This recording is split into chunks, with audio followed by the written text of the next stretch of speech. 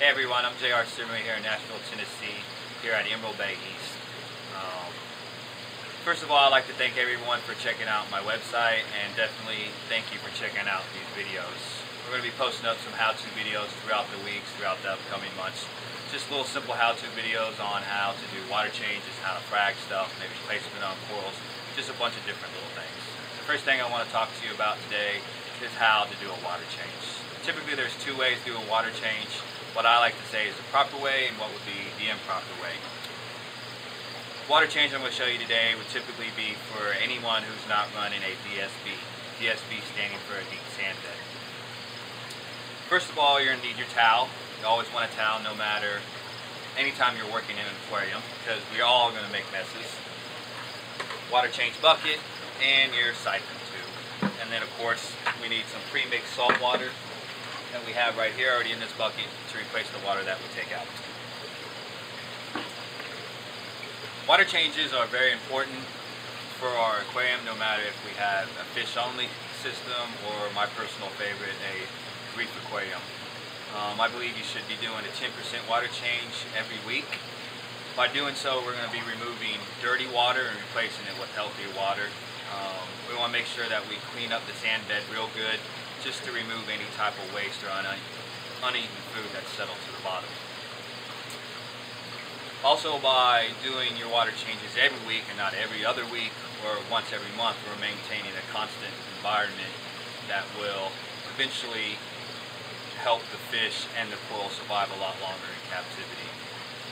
By only doing water changes once every other week or once a month, the water keeps getting dirtier and dirtier and dirtier and dirtier, and then we come back and we do a water change and completely change the system up, so there's never a constant water quality for the fish and coral. Real simple to do, just a couple things needed, and we want to make sure that we turn off any pumps, return pumps, or canister filters prior to doing the water change. So the first thing you want to do is make sure everything's turned off so that we don't have any micro bubbles spraying into the aquarium, or if you're running a canister filter, the spray bar don't spray water out of the aquarium all over your floor or yourself as the water in the aquarium lowers. The very first thing you want to do is you want to go ahead and get your siphon down in the water, then get your siphon started. I typically just suck some of the water down into the hose and then put my hose down into the bucket itself. Be very careful when you do that, otherwise you could end up with a mouthful of water. After you have your siphon going, you want to make sure that you get down into the sand and pull out any funk that is down in the sand. You can see everything coming up. As the sand gets close to the top, you'll just want to tilt your siphon a little bit, or you can just simply pinch your hose a little bit and the sand will fall to the bottom, pulling out all the waste and everything that has settled down into the sand. You want to make sure that you can get as much of the sand as possible within the amount of water that you're going to be taking out. Here we're just doing a little quick 5-gallon water change just to show everyone how simple it is.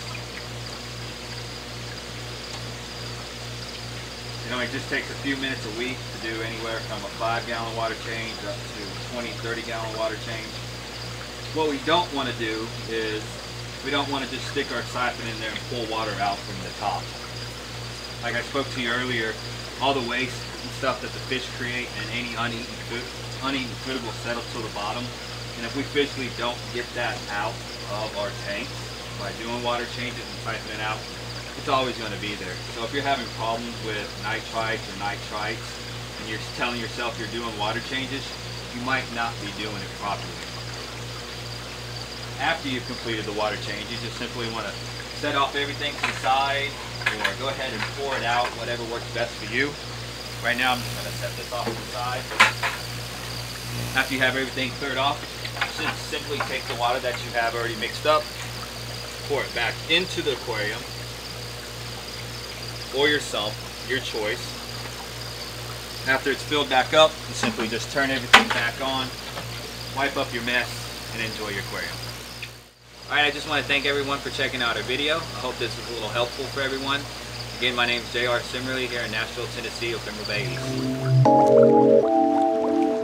you.